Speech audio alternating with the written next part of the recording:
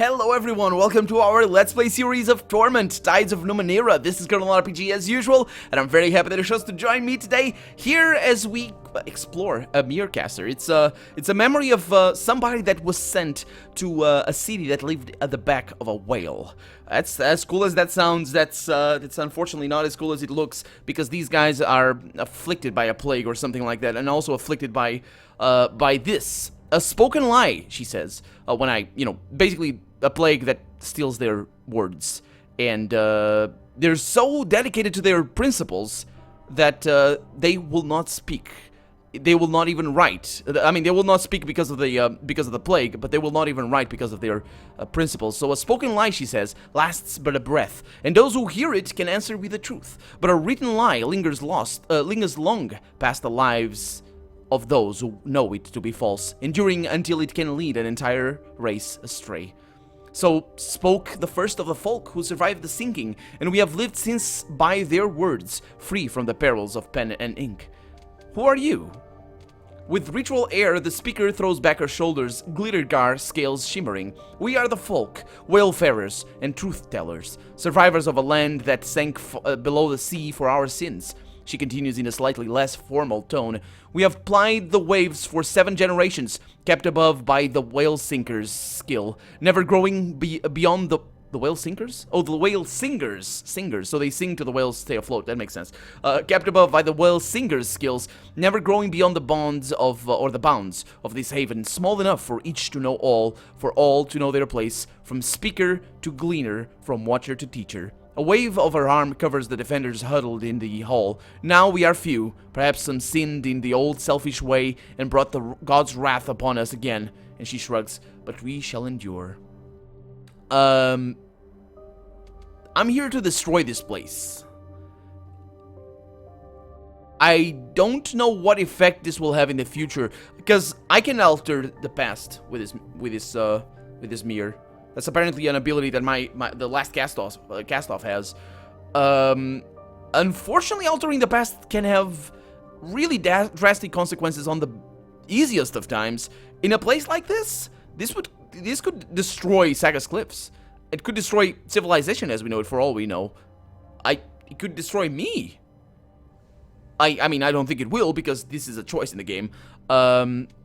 Let's say this. Forget about healing. We'll destroy this whale if you do not turn around. Your plague will not reach Saga's Cliffs. The speaker is for a moment speechless. The defenders' eyes are all turned upon her, and a look of horror and nausea blanches her face. Then, with visible effort, she composes herself. You have spoken, and I have heard. She lowers herself to her knees. But I again implore you and your far-famed city to aid us in our hour of need. The lives of the folk and the fate of the haven turn upon your word. The hall falls silent, waiting your reply. No. If you want to die just because you don't want to write, because that's the whole plague. They grow crazy and because they can't talk. They go crazy because they're mute, effectively, because of the plague. And they would rather go crazy than write down stuff? Shut up. There's 100,000 people in Saga's Cliffs. Yeah, basically, that shut up is towards them. Just don't go away. Just go away. There's a plague. They cannot be put in harm's way for the sake of your tiny village. That sounds pragmatical as well. The speaker pushes herself to her feet and brushes off her knees. I do not fault those who speak for your city. We have done the same here to safeguard our uninfected within these walls. But we cannot change course from here. She points to the window through which the Numenera sends its energy. The whale singer guides the whale from upon its head, and he must be shielded against plague. Were he to lose his voice, there would be no song to steer us. A grim, false smile cuts her face. But there is a way. Why is it false? Oh, because she's not happy about it. But there is a way. You see, a gift has come to us. A means by which the healer can concoct an inoculation against the quiet death. It comes at a price, one your city will make us pay. Oh, she points to a boy huddled nearby and calls him over. The gift, she says, the only one to fall sick and silent yet fend off madness. And she strokes his hair. From the fluid in his spine, the healer will... Oh, she's talking. From the fluid in his spine, the healer will decant a guard against the death. And she gestures for him to sit. Not a cure. and enough for at most 20 inoculations. You can't more than that in the hall, though. Yeah, from 20 the folk can grow again, as we did after the sinking. Oh, I see. She smiles at the boy. The gift will not refuse or cry out. He will endure his death in silence. Oh, the boy's the gift. I didn't quite register that before. It makes total sense what she said before. Yeah, the boy's the gift. She takes your hand. We will lower the shield, and you will bring an inoculation to the whale singer. The whale will turn, and we will survive. Oh. So this is how I changed the past. Because the past, these guys were all killed by artillery, I think. I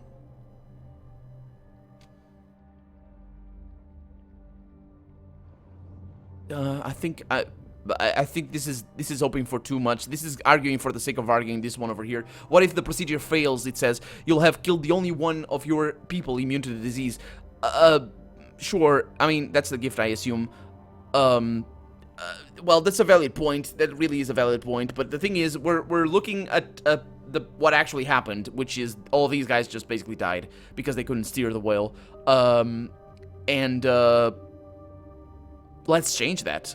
Small steps, sure, but let's try and change that because we can't have worse than that. I'm pretty sure we can go worse than that. I need healing first.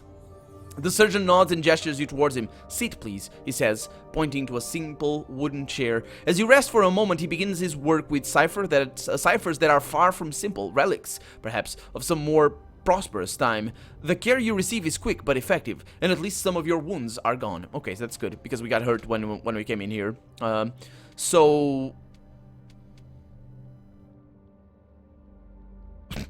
Right.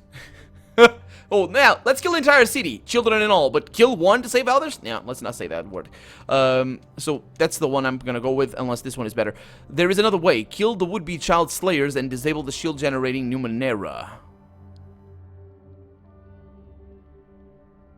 But how...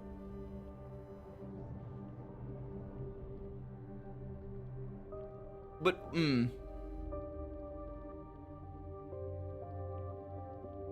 why would I do that?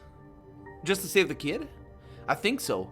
I think this is... So basically this one, they'll repopulate the whale, and they'll go away, but they will all die eventually. But they will repopulate the whale, or they will fail, and all of them will die. This one over here is... The whale will survive, yeah, and all of them will die, except for this guy. Well, I suppose except for this guy. So I'm thinking... I mean... he's okay with that. I think. Maybe he's indoctrinated. Maybe not. I mean, they all seem to be pretty indoctrinated to be able to just go mad because they don't want to write stuff down. But very well. The survival of your people is more important than the boy's life. That's not my call either, but I just repeated what she said. She spoke the truth. It's the narrator now. When the boy is broken upon the surgeon's bench, when ciphers bore into his back, he makes not a noise. From his life, 23 will be saved, each with an amber promise, swirling in a strong glass vial. The healer hands one to you, along with the cipher that will inject it into the whale singer.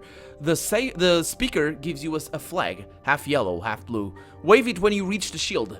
We will open a way, and the singer will know you for a friend.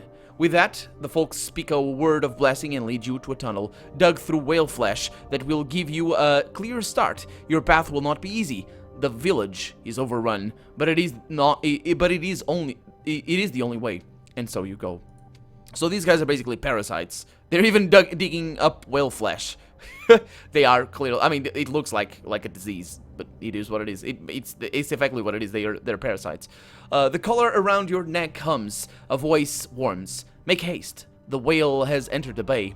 You heed its command. As you weave through the narrow paths and alleys, faint sounds stir in the silence, the shuffle of footsteps, the huffing of heavy breaths. With a watchful eye and quiet tread, you advance, keeping out of sight as best you can. Soon, they are before you, a gang of unspeakables at least a dozen strong, making their starving, reaving way through the village and unknowingly barring your advance. Yeah. I'm not here to cleanse the haven. Let's sneak past them. The same hovels that made a maze of the Folkhaven provide endless cover for the adept, slipping through doors, slinking through alleys, and leaping from roof to roof. You evade the unspeakables and make your way at last to the Howdah. You reach the top of the whale's head and stand before the shimmering force field that shields the Howdah. A wave of blue and yellow flag brings it down. Within the pavilion, a wave of the blue and yellow flag, yeah, brings it down. Within the pavilion stands a stocky man, barrel-chested and ruddy, the whale singer. He seems pleasantly surprised to see you. Yeah, there he is. Barrel-chested? That doesn't seem very barrel-chested. Behind him, wide-mouthed tubes rise up from the whale's hide, and past them is the flat expanse of the whale's brow. Not so far beyond are the cliffs, the cannons, and the city. The whale singer's voice booms when he speaks, his words accented like the speaker's. I do not know you, stranger, but you have braved the unspeakables and come bearing the speaker's blessing. I await your words. Let's give him the inoculation first. You quickly explain that what the healer has given you and hand the inoculation to the whale singer. He presses the needle through his skin, blending the serum with his blood. There is no change or wonderment worked by the injection. No esotery lies behind this treatment. Merely a child's life. All the same, the whale singer nods and thanks you. You have safeguarded my song, and thus the haven. So, tell him he must turn the whale before it is destroyed. Let's do that. With a gesture to the cannons bristling on the not-so-distant cliffs. Oh, the soundtrack right now changed. You warn the singer of what will come if the whale is not turned. Trusting in the speaker's flag and the clear truth of your words, he gives a quick nod and turns to the tubes rising from the whale flesh. It is an uncanny song he sings, inhuman, and at the same time heart-achingly intimate. At once the whale begins to turn, heaving its huge bulk away from the city and back to the open seas. And then the song ends, and the whale singer takes a long swing from a flask chained to his belt. It is done. He says. Seconds later, the collar around your neck flickers, and a voice whispers to you alone, do not let it turn back. I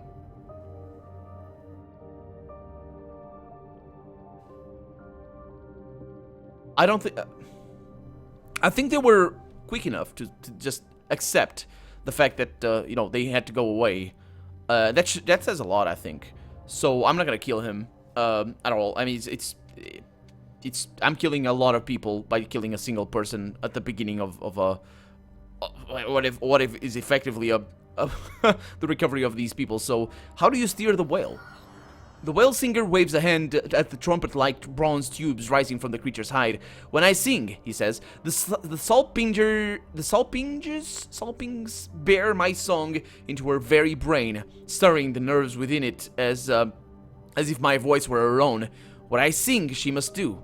He kneels and places a hand on the huge head beneath him. It is a duty and an honor to join the Great One's mind. I soothe her loneliness and hold her back when the males roar their lust through the seas. Thus have I and the many singers before me kept Folkhaven from sinking below the waves. Oh, okay. So, sure. Tell me more about the whale. The whale singer shakes his head. Each whale singer teaches his craft to a song student, who will in turn leave to become singer himself. A sadness steals over his face. Though the student is gone, you are not of the folk and cannot take his place. Okay, well, let's return to your dhow. You race down the whale's head and leap into your dhow. With a swift slash, you cut the harpoons loose. Moments later, the whale is already dwindling into the distance. Whatever fate awaits the folk and unspeakables, it will be resolved at sea, far from the city you were sent to protect. I think we were supposed to not... Well, I mean, I think the vision that we saw of these guys being killed is a warning. More than anything, it's a warning to make sure that we don't actually try to get them to the city to be saved. Because if that's basically the worst situation here, I think. Because there's nothing that would have happened differently from us just being blown to smithereens. As you sleep from its shadow, the indigo waves turn azure. Your collar trembles and the voice returns. You should have cut deeper. Then silence. The wind bears you back towards home. You do not bother to watch the vanishing whale with a dying village on its back, for ahead of you grows the great city of Saga's Cliffs, its buildings, then its people coming slowly into view. They are safe, for now. I should have cut deeper. That's a reference to the doctor with a hacksaw and the scalpel. I think scalpel is the word. And we are outside the Meercaster. I wonder what happens. Or what happened.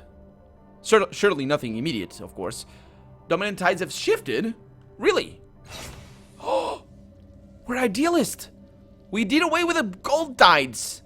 In some people, no one tide dominates over any other. These people might be capricious, or they might live their lives in balance, valuing both investigation and action, power and kindness, society's good, and the good of the individual. Those who continue this path are not beholden to any one ideal. They are flexible, open to a variety of solutions for each situation. Most find this is not an easy path to follow for very long. Oh, wait a minute. Is that a special tide? Because it's white. I've never seen the white tide. Am I, like, doing something really, really cool and hard to do right now? Because I think that's the case.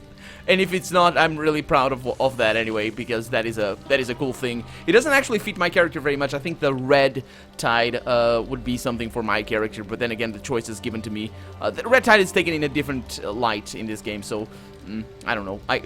Yeah, let's see what this is. This pool is filled with yellowish water that falls from above. The surrounding... It's kind of greenish, but sure. The surrounding bloom flesh is wet with hand and footprints, suggesting that this is a common place for bloom dwellers to wash and drink. Can we heal this? Or nah, probably not. I mean, just look at that. The pool extends downwards like the circular shaft of a well. It has a bottom. You can see it from here.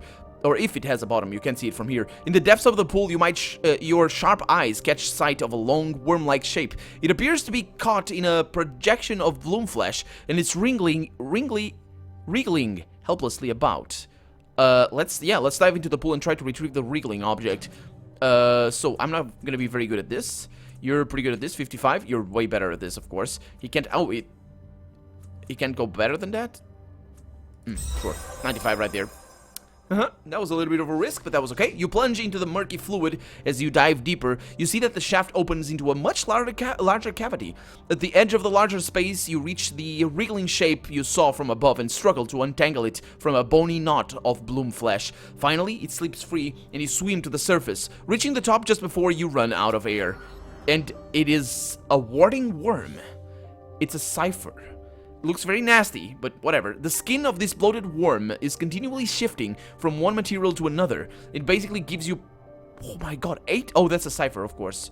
Oh, wait a minute, but is that permanent? No, it consumes, yeah, entire right there, entire crisis. Very, very good. 6 armor and 3 resistance. Yeah, that's something. It seems to be drawn to your exposed flesh, and it will fasten itself to your arm or leg if you allow it to do so. This would cause your skin to take on the same shifting properties as the worm, which will provide you with some additional protection. However, symbiotes like this creature rarely live for long, so the effect will be short-lived. So you'll kill the creature when you do that. Okay, sure. In the light of the courtyard, you see that the wriggling object is some sort of bloated worm, its skin continually shifting from one material to another, silvery metal to pliable synth to leathery scales to other materials that you can't identify. It seems to be drawn to your exposed flesh. Yep, that's fine, that's fine.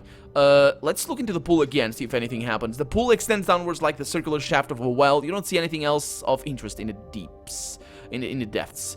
Let's collect some of the fluid here. You find a small discarded flask at the edge of the well and fill it with a yellowish liquid or fluid. Let's drink, because why not? Oh, I became bloom juiced. What?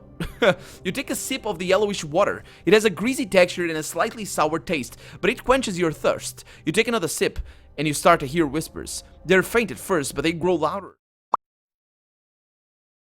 Okay, it seems that I really need to upgrade update my graphic cards drivers or something, because, yep, it just crashed again. So... let's see. You start to hear whispers. They're faint at first, but they grow louder, resolving into the chittering voices of the bloom.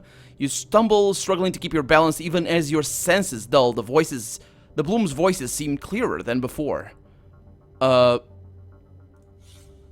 I got this was the flask before. This flask contains yellowish fluid you collected from the well in the bloom. It has a greasy texture and a faintly sour odor. When you take a sniff, you can hear the whispering voices. So it gives me this, and I got this already. Eerie whispers fills your mind, hinting it acts until next sleep. Okay, hinting at countless secrets to uncover. Oh, that's actually good.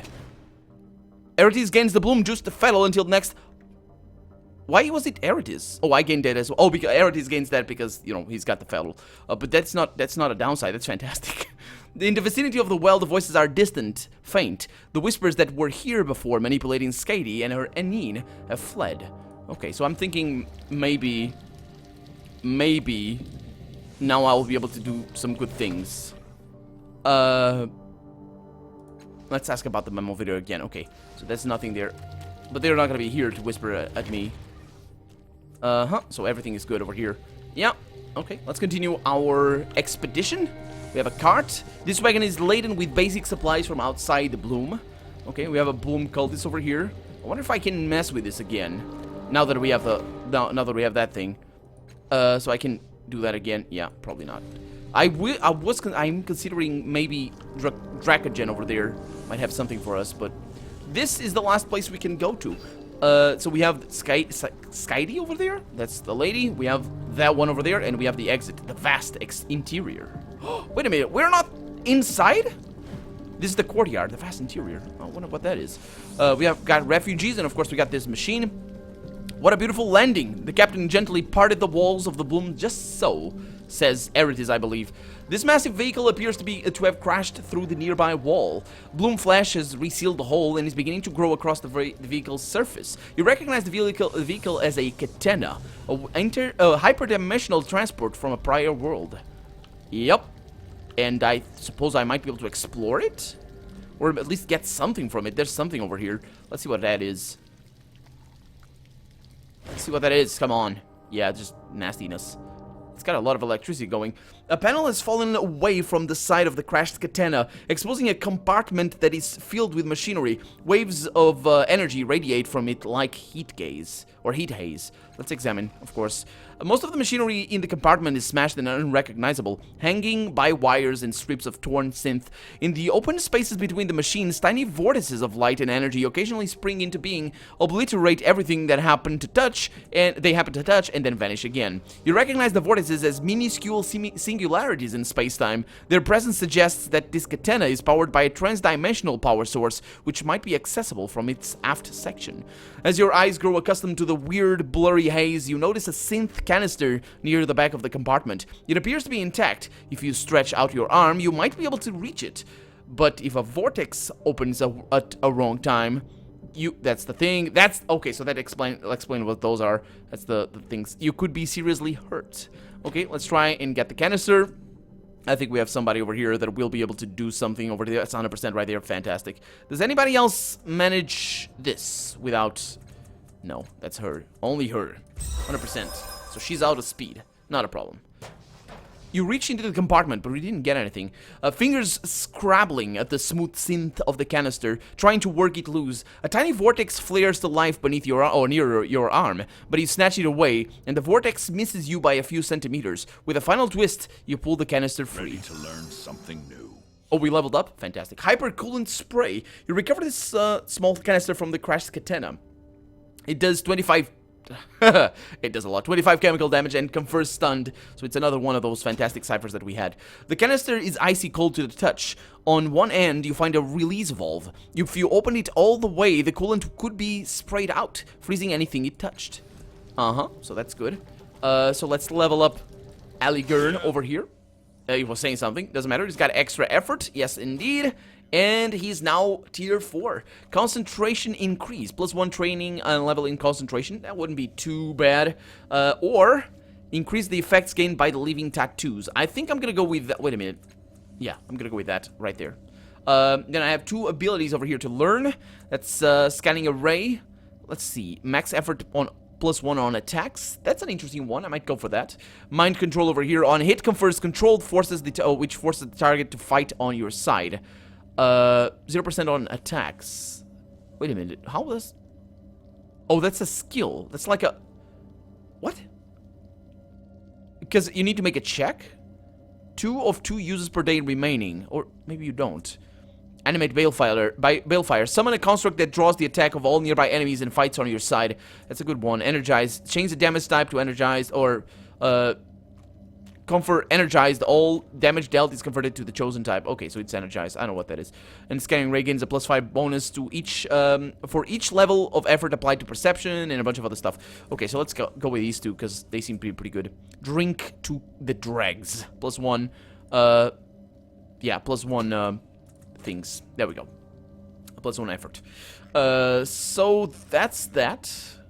He's got a little bit of a concentration over there, of course, which allows him to have... Is it the... No, that's not. Cypher uses a thing. Concentration is this thing. And don't I have... Yeah, I do. There's... I wonder if I should go with a bonded artifact. Like this one. Because there's no negatives. It just adds damage. So for you, for example, you do have negatives. But that's not too bad for him. You don't. So this thing... It's a good thing I didn't sell it, because you're going to use it right there. Is there any other cipher? That's artifacts. I wish you could sort by type, but I don't think you can. So, let's see. That is an artifact over there. Can I use that? It's a discard item. Wasn't there a thing that I could use over here or something? Like this thing. No, just... Well, wait a minute. That's there's an ornament. But I don't want that. No. Put that over there. What is that for?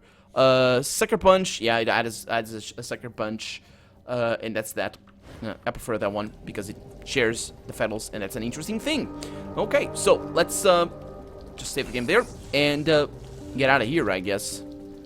Let's accept the quest. I want to accept the quest here from Dracogen. Let's see what he has to say about that. You return again. Surely this time you bear what you promised? No, I can't accept the quest because I think I accepted it already. Doesn't matter. Let's get going. Why does he cast a light, though?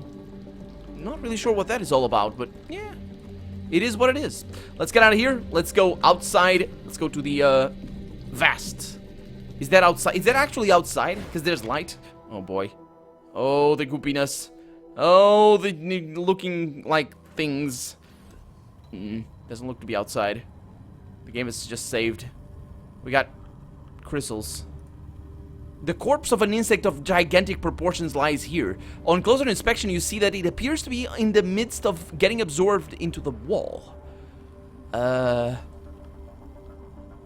I wonder...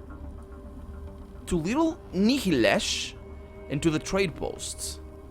So, this way is to the trade post. Is this a very large area? It doesn't seem to be any larger than the other ones. We've got a few caravan guards over here. We got another Anine over there. Does it talk? Hello, Mr. Anine. Grunk.